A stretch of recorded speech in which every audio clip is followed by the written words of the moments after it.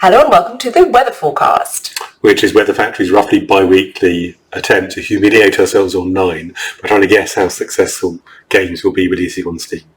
We're doing quite well actually, and as are many of you watching, we're certainly learning things because I've had some comments that have informed me about the games from last time we did an episode. So let's start with them and go through our estimates from last time and see just very quickly, how they went right. Our format is we go through the most popular upcoming games on Steam every week, and we try to guess what number of reviews they will get in week one, which is a good proxy for their level of success and level of sales is visible. Mm-hmm. Ready? Mm-hmm. Okay, last week we talked about Old School Rally. We estimated between 180 to 285, and this was the charming PS1 era graphics racing game. And its week one results were 373, better than expected, not wildly, but it was already punching above its weight. We're glad to see it was a really solid success. Yeah, better than expected, really impressive first week numbers there for them. So congratulations. Next game, I believe you were quite a fan of this one. Yeah, I haven't played it yet, but I really like the look of it. Ocean Keeper. And I thought, it was going to struggle, and maybe only 80 reviews week one. You guessed 81. It actually did. Wide variety of guesses. Wide range. It actually did 161 reviews in week one. So again, double what we expected, which is fantastic. And it got 86% positive rating, so clearly a very solid game. And you said it probably had quite a good long-term yes, I said, and I think as well, one of my concerns about it was that there was some chatter on the forums that suggested there were quite a lot of bugs, but there was a pre-launch patch for the demo, I think, which really clearly addressed some of them. So I think it's got a good future. Lords of Ravage Battle Card. Something weird happened here, didn't it? So I tried to investigate this. I tried to understand what has happened, and it eludes me. So there now appear to be two different listings on Steam. Firstly, it didn't come out, so we haven't got numbers for you. So we can't work it out. We thought between 22 and 34 reviews, but it hasn't actually launched, and that was changed in the last 24 hours in the run-up to launch. So I'm not quite sure what happened there. But now there are two games on Steam called Lords of Ravage. One just called Lords of Ravage, the other one called Lords of Ravage Battle Card. They both have different tags. I think it might be the publisher A/B testing the game, but there's something hinky and interesting going on there, and we don't understand it. Next game. Bear Witness. This was much more interesting than I expected. So Bear Witness was a 3D porty sort of game. But the two things that stood out for me were, one, that it actually has been out on itch.io for years and has a following. And two, that it sells itself as being about romance as much as about boobs. Yeah. And so I thought it might do a little bit better, but I still basically guessed commodity numbers based on the buzz I could see. And it considerably outperformed what we expected, and it got a really positive review rating. I wouldn't say it considerably outperformed it. You're right. We estimated between 41 and 65, and it ended up week one 104. So it broke the three-figure barrier. You're right, but what we meant was that a lot of porn games just really sort of hew closely to the numbers you'd expect because it's so interchangeable. This has obviously got something different going on. Broken Lens. This was the adorable puzzle game from the French devs, and we went on about how much we love French developers. And we estimated between 23 and 37 reviews, and it got 45. So broadly speaking, got that one right. Hopefully they will have a long-tail sales effect, and that will go well for them. And again, it looks like a lot of them were doing it part-time for the love of it, so that's still real money. And it's worth saying that 95% positive in 1 week, and 95% positive, you don't get overwhelmingly positive rating on Steam unless you have 500 reviews or more of 95% positive. But aside from that extremely vanity-inducing label, 95% positive review score is fantastic. So they clearly did a really, really high-quality game there. Criticrops. Yeah, I was surprised by this one. So we estimated somewhere between 120 and basically 200 reviews week one, and it ended up only getting 24. So I looked at the reviews, and I think there were some quite significant bugs with the game that meant that even though people came to it very well disposed and thought it looked like the kind of game that they wanted to buy, if they bought it, they were frustrated by being unable to play it, or it being frustratingly buggy in some places. And then later on, people were put off from buying it because they saw the mixed review. Because it is 75% now, so sorry, not mixed, but a slightly sort of not overwhelmingly positive response. So I think that's what happened there, and clearly there's a lot of work in that game. So maybe they can fix the bugs and have another go at it. But that did slightly less well than we were expecting. Last Whisper. So I jokingly say, I can't remember if I said it in the broadcast or not, if something's got zombies in the title, half the numbers. If it's early access, half the numbers. Didn't actually have zombies in the title, but it was a zombies game. It was early access, it was co-op. And actually, if I'd stuck to my own rules, I'd have got pretty close to the final result, because I estimated 150, and it ended up being 41 reviews week one. Which I think was also to do with technical issues. Yeah. I think there was a lot of people saying it was unfinished. It's worth saying that this was launched into early access, so there is much a wider quality of games launched into early access, which is no slight on the developers or their design, but it just means they tend to be less polished because that's the nature of early access. So I think it could be that, because I believe it was co-op, which meant that if there are technical issues, it has a much bigger knock-on effect, the actual enjoyment of the game, than if you're doing a single-player experience and there's a few bugs here and there. So again, EA, the whole purpose of EA is to enable developers to improve from their launch. So hopefully they'll get it out, because clearly it's been made with a hell of a lot of love, and it is a teeny-weeny team. I believe it's a boyfriend and girlfriend. Yeah. So hopefully they can build that up, and they're in the right place. There was a time when even really big games companies couldn't launch co-op or multiplayer games without having the servers fall down at launch. And generally I think the bigger guys have ironed that out. But the small devs, we keep on seeing people if being victims of their own success if it comes out, and the netcode of the servers aren't solid enough. So just to be clear, for anyone watching who's a Weather Factory fan, our games are not co-op, so as many people as they want can buy them, and that's always good for us. One of the reasons we don't live it, so we don't make a multiplayer. Speaking of gigantic games, Havoc. Havoc is, we estimated between 211 and 350, and it outperformed that by quite some margin. It ended up getting 723 reviews week one, which is massive. Yeah. Any ideas about why? It was a first-person shooter, and I think I'm going to start applying gun multipliers to games on Steam, because I just think FPSs perform particularly well. PC is obviously the place to play an FPS game. Yeah. So I think it was different enough with the art style, which I think looked a bit artistic compared to your average realistic FPS, but it gave people what they knew they liked. So I think that's why that did so well. Yeah. That would be my guess anyway. No, that makes sense to me. The next one as well, I'm very interested in. So this was the big offering of the week. This was Digital Sun of a good record, Hooded Horse of a good record. Say the name. And it's called Cataclismo. And it was very promising looking. I went mad and I estimated 3,500 reviews week one. Ronnie was a bit more temperate. Not very much. I just followed the numbers, because Hooded Horse are a very good publisher. Digital Sun did, what was the game they made? Moonlighter. So again, very successful game. So all the stars were aligning there. So it still did fantastically well. We estimated between around 1,600 to 3,500 reviews week one, which would have been insane. And it ended up getting just over 1,000 reviews week one. So technically worse than we expected, but obviously still a phenomenal response. And it's worth saying as well that they are 1% off overwhelmingly positive. They are at 94% review score, which is incredibly impressive. So they not only sold it to millions of people, but they also sold a fantastically made game at launch to millions of people. So a resounding success there, and I hope they're not disappointed.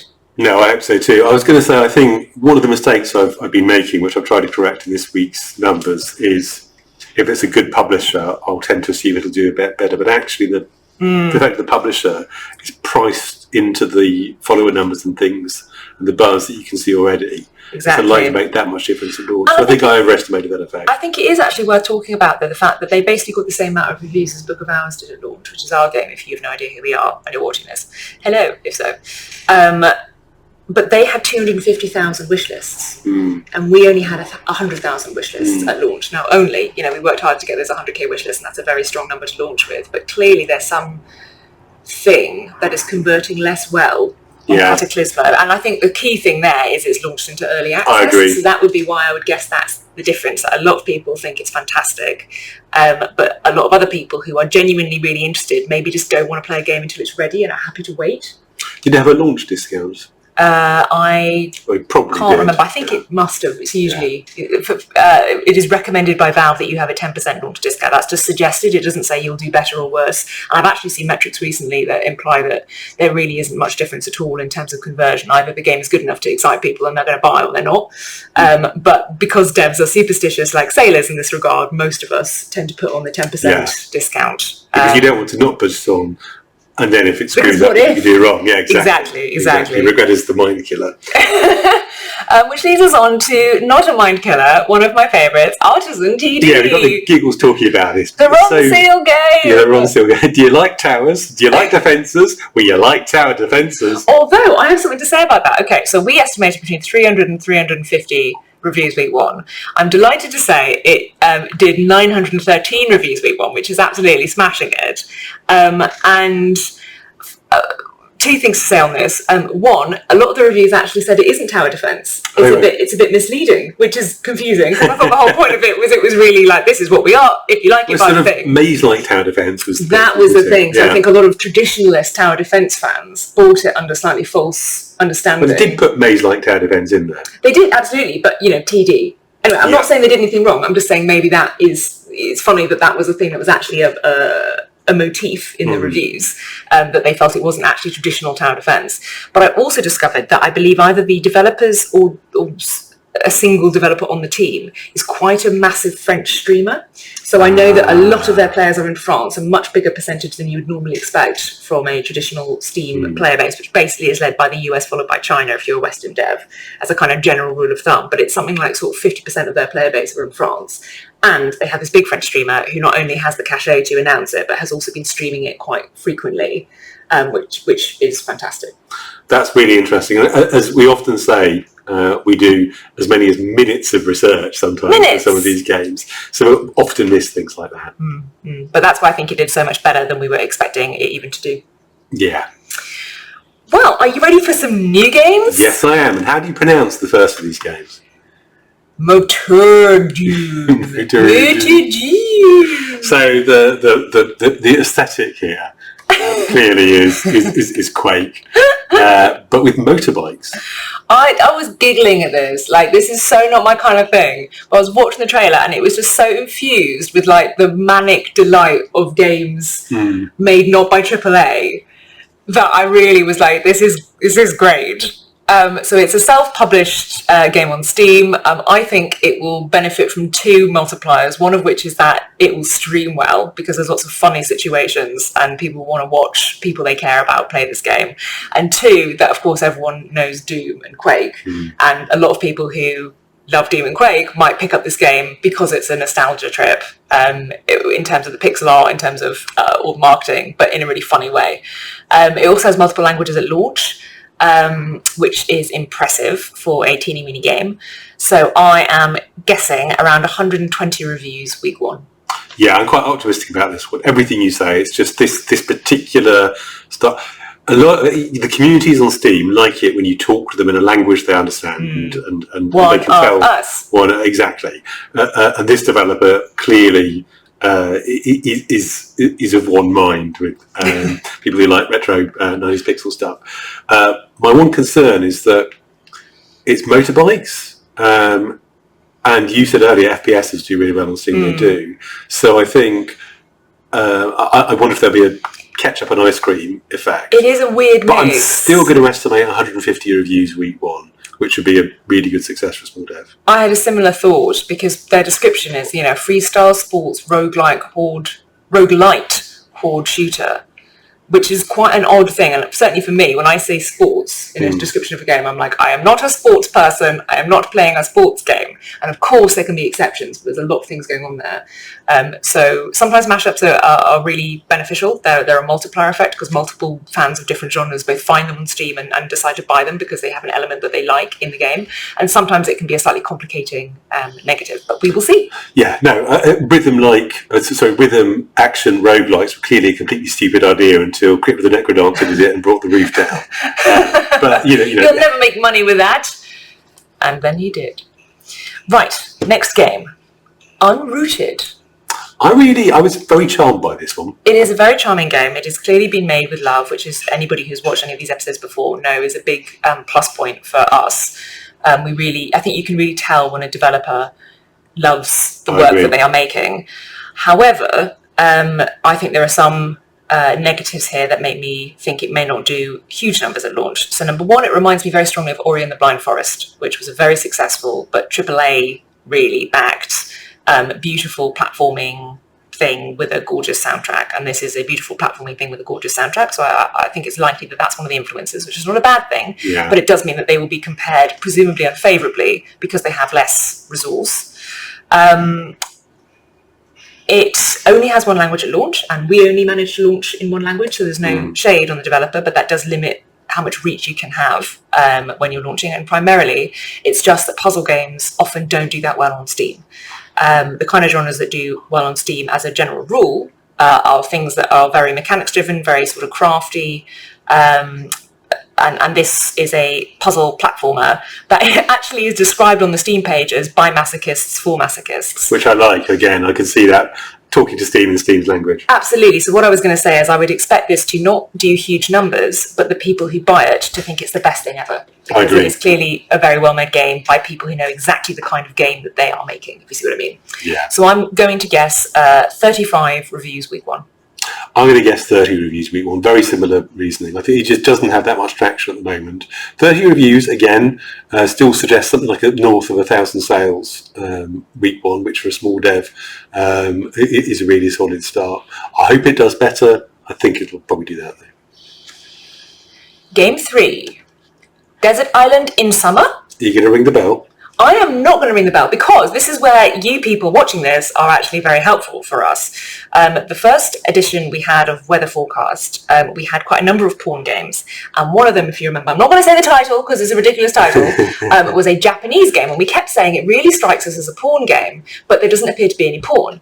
And an individual in the comments explained very helpfully that Japanese rules forbid explicit images and porn when you sell a game. So what is traditionally the way that Japanese porn games are released is they seem to release with sort of family-friendly images, but then there's a sort of patch you can apply after you buy it, it's quite innocent looking, which reveals all of the actual stuff. So you know, firstly, the tags on Desert Island in Summer mention nudity, sexual content, and not safe for work in the first 3 tags, which implies that those are quite key. And also, I can't help but notice that Now in Heat, Keppomimi Girls' Naughty Treatment is one of the publisher's other games that is mentioned in an announcement on this developer's page. So I think it is strongly implied that there will be some sort of sex stuff here. We just aren't seeing it in the official Steam page. So this looks like, you know, for those who like this sort of thing, this is the sort of thing they like. I think it will do commodity numbers. I think we're looking at maybe 45 reviews week one. We're getting boring. I think 50. So Jeopardy, are we going to get 45 or 50? We're going to blow the doors off and do 5,000. This is that not. Okay, much more interesting. I'm fascinated by this one. Pixel Art Academy. Do you want to start? So this is an educational game where you learn to draw in the pixel art style. It's being made as a single solo dev, Polish, I assume, called Mate, who is probably Czech or something. I don't know. Anyway, he has been running a very charming blog called Retronator for I think at this point 9 years on Tumblr. Really, really gorgeous. This is absolutely clearly Labour a game with love. And educational games on Steam are a weird sell, but chill games on Steam, not ones that are explicitly sort of pastel colours and self-care, but games that are quite a sort of low tempo thing where you feel you're doing something constructive. Really coming up, and this I think might catch that wave. I hope it does. That's the thing. I think the educational side of it is a tough sell, but I think the vibe side of it is a very effective sell right now. There was, I think it was called Spirit City Lo-Fi. Yeah. That was a game that was strongly influenced by what is it, Lo-Fi Beats to Study to, that very popular YouTube series, and this game did way better than I was expecting. because it was a very relaxed game that just basically gave you a kind of particular atmosphere that people really like. And again, Pixel Art Academy has got that in spades. It's got all these lovely retro touches. You can see old Mac OS, you can see an original Game Boy, you can see a tape deck, and of course lots of people on Steam love pixel art, and this teaches you, I think, very nicely how to draw actually really fantastic pixel art. So all of these things are tick, tick, tick.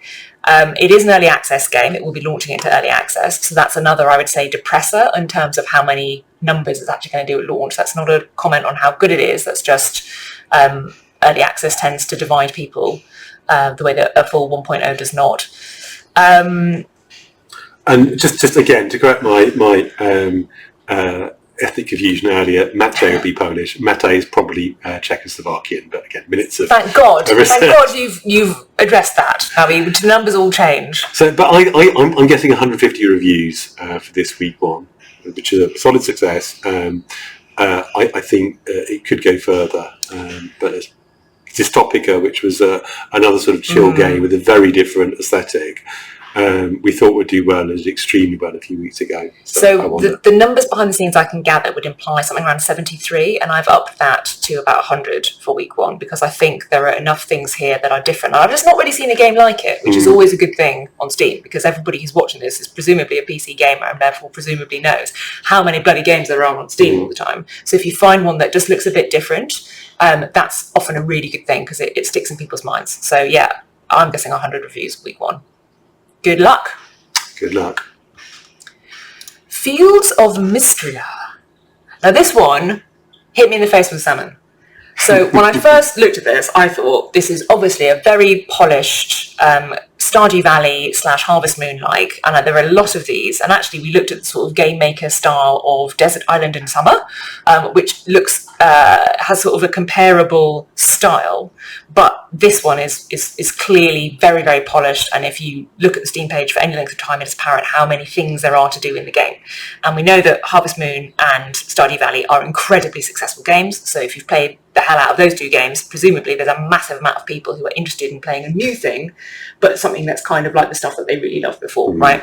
So I knew that this was a very polished game that had the potential to do very well, but it wasn't until I looked at the follower numbers that I thought there was something special going on here. So to give you a benchmark, I think we're now, a 7-year-old studio with a 10-year history prior to that of making games like Fallen London and Summer Sea. So we're a fairly established indie team, even though we're very small. And I think we have something like 5,000 followers on Steam-ish in that region. And this game has 21... Scale or the studio? Well, just to give a benchmark, because I don't know how many. I think Book of Hours has maybe like 10,000 or something. But this game has 21,000 followers. And is number 167 top wishlisted game on the whole of Steam.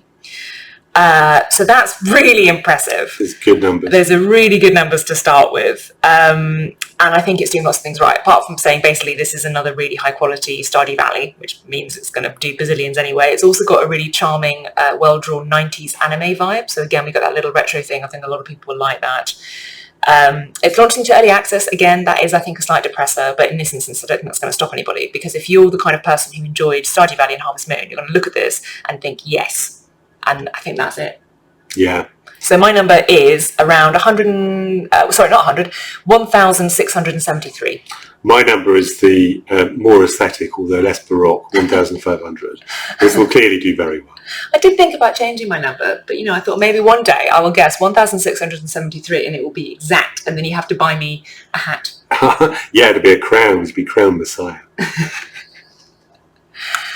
All right, this is an interesting one. Cygni, all guns blazing. I love the trailer for this. It's really over the top. This gave me chills. It reminded me of Homeworld or something. The trailer was fabulous, except at the end when it was like, just have a hot girl. The rest of the trailer was like beautifully and artistically shot. And then at the end it's just like, just have a picture of a girl in a helmet. She's fit, but she is, so fair enough. So this is an absolutely gorgeous bullet hell published by Konami. That's basically where I check out. I mean, it's obviously very impressive. It's currently pre-purchasable, which I think is something you can only do if you're basically mates with Valve and are someone like Konami, because we certainly have not had the option of offering pre-purchase editions of our game. I don't know what that will do to week one sales. I'll be interested to see. I don't think it will have much of an impact.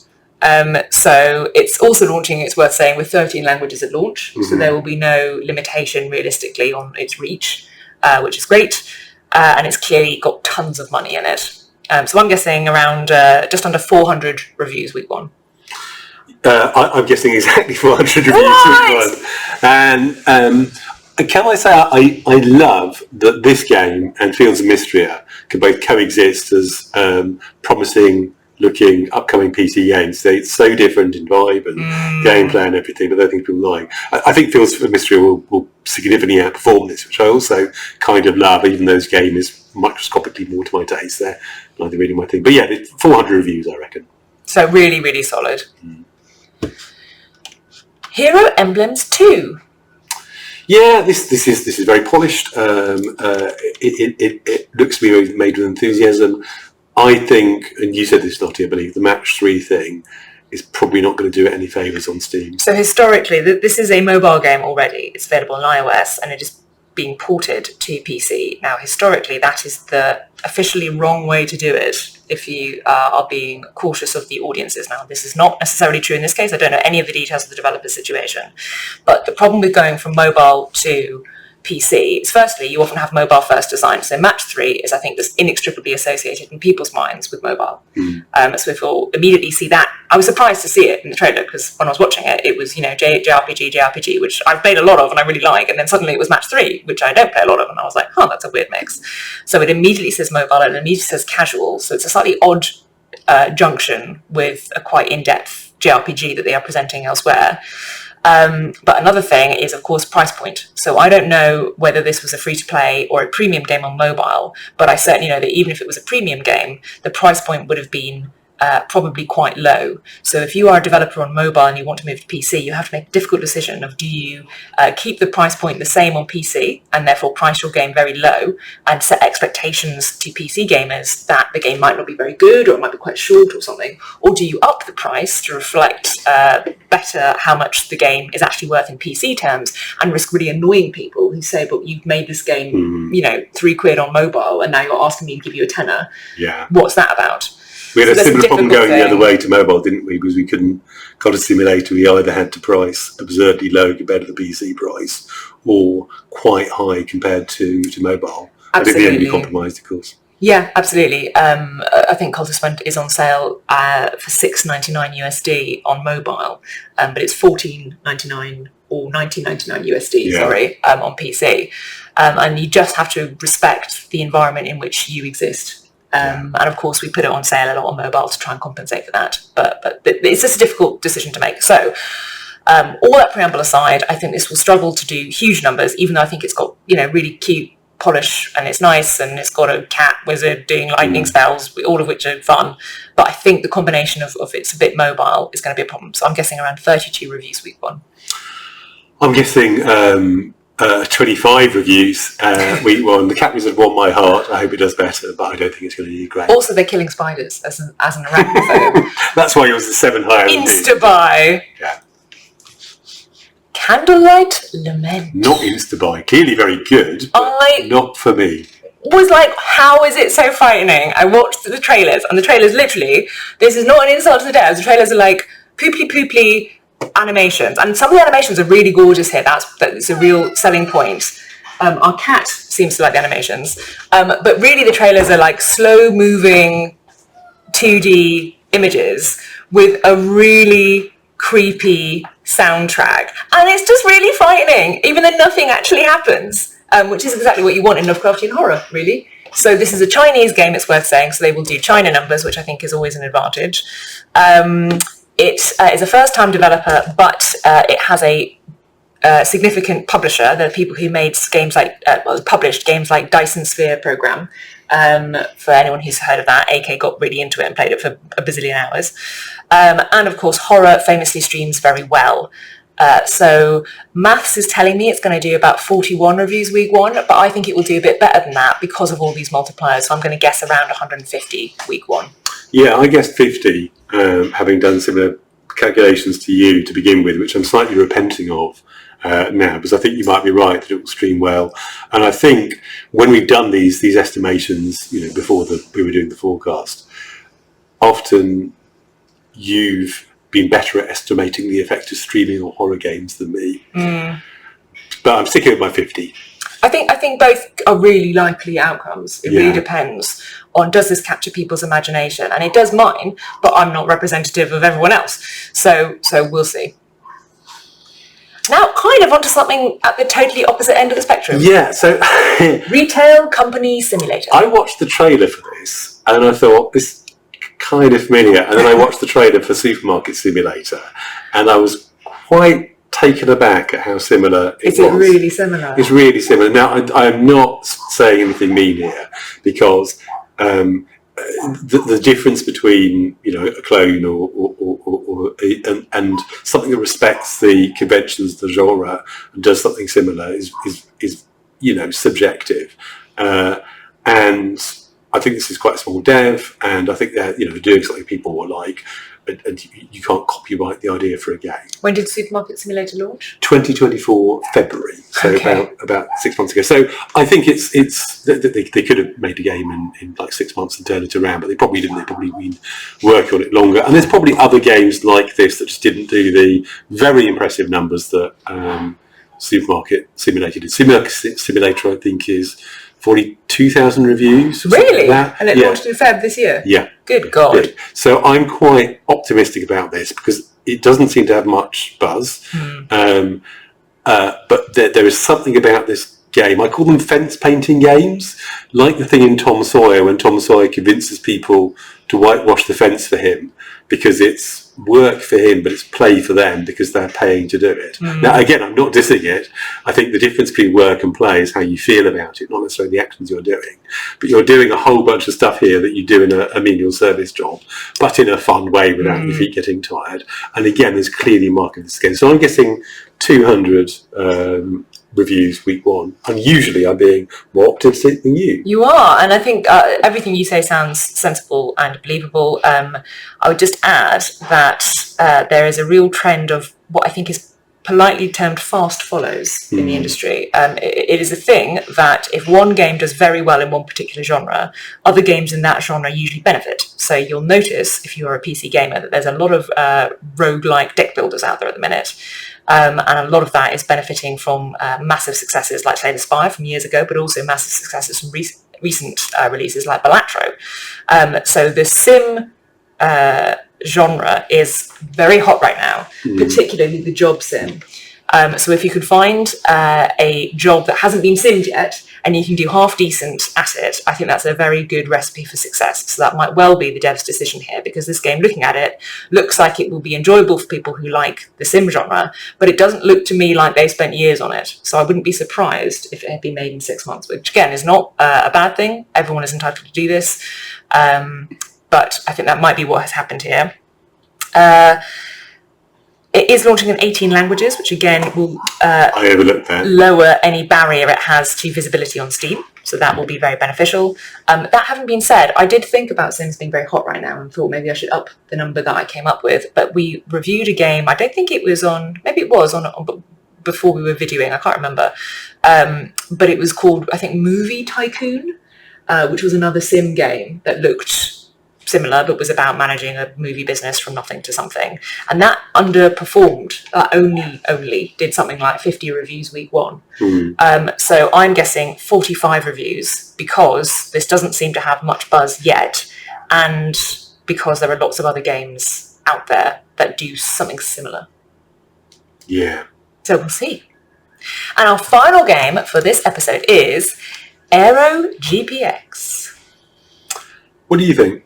Okay, I was bopping along to the trailer. The trailer is made again with love, and I swear to God, if anybody wants me to buy anything, game, pet, house, if you make a trailer that is synchronized perfectly with the music, I will buy it. I have to do it. So that if you watch a trailer, there's loads of lovely moments when the music does something and the trailer clearly responds. Second perfect to what's going on, and I just find that so satisfying. I'm like, have my money, go on, Aaron McDevitt, who is the dev in this instance. Well, I assume it's a solo dev. I mean, it could conceivably be a sort of giant law firm that's diversifying into games. He is a stellar dev because if you read his early access note, and it is in fact launching to early access, he mentions that it's his first game and he talks by himself in the first person. So, it could be a massive conspiracy and it could be a bag full of cats, but we're going to assume that it's a single first-time dev launching to early access.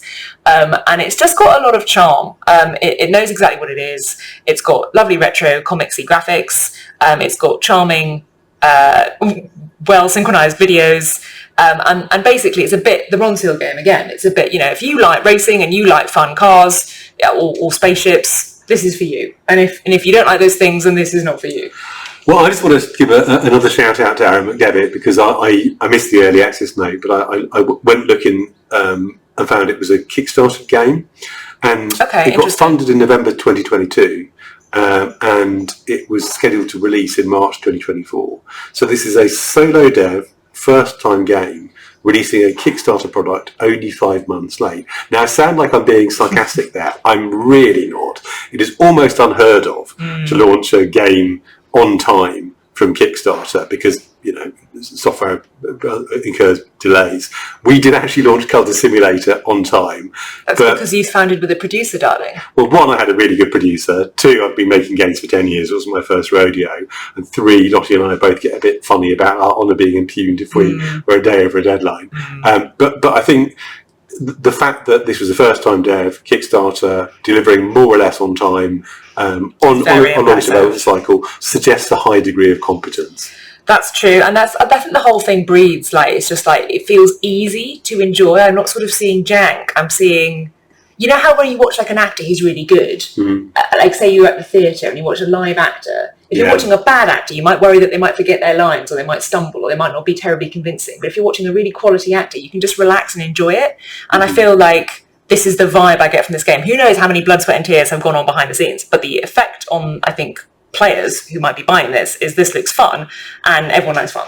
Yeah. So I think another positive about this is even though this man, I certainly haven't heard of him and I'm not aware of him having huge amounts of kind of links or connections, and he's certainly self-publishing, the numbers behind the scenes do imply that this game is already resonating with players because he has a much higher follower count than I was expecting.